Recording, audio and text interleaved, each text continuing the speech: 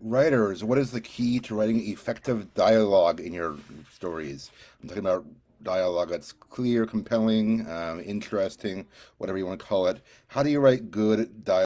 It's Sam with another Friday video for you. Hope to answer that question about dialogue in 10 minutes or less. So here we go. Someone asked me, I think on one of the times when I put out there for my friends who are writers, like, what are topics you want to hear about that people don't talk about enough? Someone asked me to cover dialogue, and that was a while back, and I haven't yet. So I had a lot of other things going on. So here I am.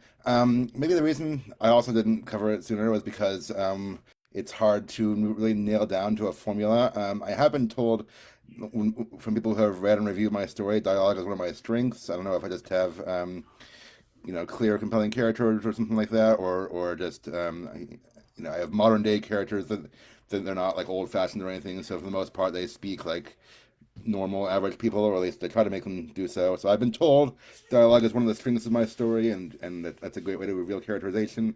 But that being said, I guess I'm good at it, but I don't really have like the one secret formula or like the one key to what will make your dialogue better. I do have a few tips I can offer. Some of them aren't original to me, so I'll just throw these out there, and we'll go from here. Okay, tips to offer. And again, other people have said these things before me, but I'll expand on them. So this tip is not original to me. I've heard other writers say it. But one tip is dialogue should be realistic speech minus the boring parts. Okay, you want it to be realistic speech, being meaning like realistic speech, minus the boring parts, and I'll tell you what that means in just a moment. So definitely realistic speech. That part we understand.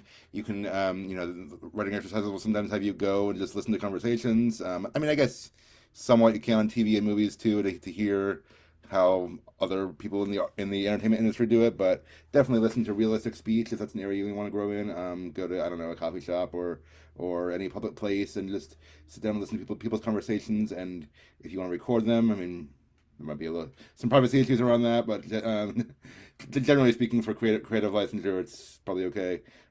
Just listen in and hear what people are saying and hear how they talk, and that can give you some kind of a feel for things that you want to do. Minus the boring parts. What do I mean by that? Um, well, I just did one. The word we all do these things in dialogue. We say I mean, if you go through my video, just these past 2 almost 3 minutes, and count how many times I said it's probably more than I would prefer, but there it is. We all say things like that in speech. I've been reading through books sometimes, and I wonder, like, to myself, like, how come nobody ever says what, or like nobody ever asks someone to repeat themselves? I mean, unless there's a plot point to it, because that happens like every day in my house. Um, it's just like little things like we say like too much, and those things you want to keep to a minimum in your dialogue. There is a school of thought that says it's realistic. And people like Mark Twain have written realistic dialogue. Well, at least dialects also, which is a different topic. But he was of a school of thought that things should be very realistic, and you want to portray it as it really is. I think in some of my earlier drafts I did that. I would put in ums and uhs for the characters, and people told me to take it out because it really isn't interesting to your reader.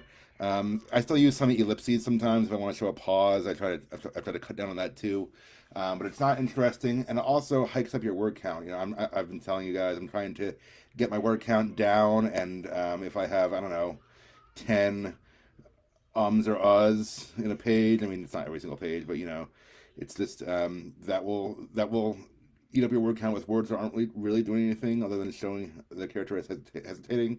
So maybe there are different ways you can show that. Again, ellipses are a way to do that, possibly without any words. Again, don't overuse the ellipses either, but that's one option. But I've noticed that cutting out some of that uh, has really helped me with getting my word count down. My one character, or at least possibly more than one character, but at least one.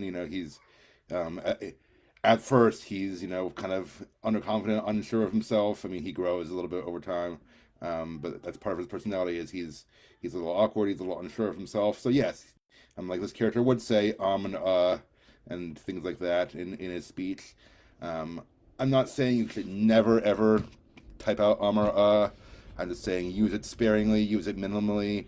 don't overdo it because that's not the part of dialogue people want, and it really just distracts from your main sentence and overdoes your word count. So keep that in mind. Keep dialogue concise and interesting. Keep it to the parts that actually give some content to your story. Realistic dialogue minus the boring parts that we all have in real life, like and like and everything like that. Yeah, keep that stuff to a minimum in your writing. Secondly, people have said, again, this is also a tip, not original to me. I've heard other people say it before, but I will expand on it. It has been said that to make really good dialogue, a reader should be able to go through your book and turn to any page and like read a sentence, even if they didn't read the part where it says so and so said, even if they don't know who said it, they should be able to tell just by the voice of the character who is speaking.